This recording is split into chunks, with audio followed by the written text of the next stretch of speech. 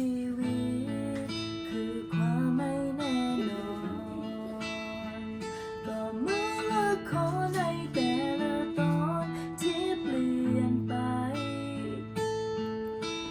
สุขได้ไม่นา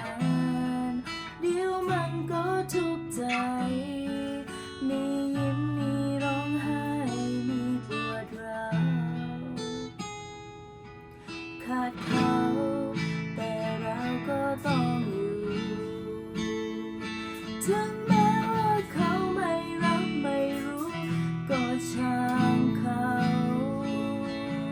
แค่คนไม่รักจริงทิ้งกันหลงใจหรือเปล่าแล้วจะแค่ได้เขาไปถึง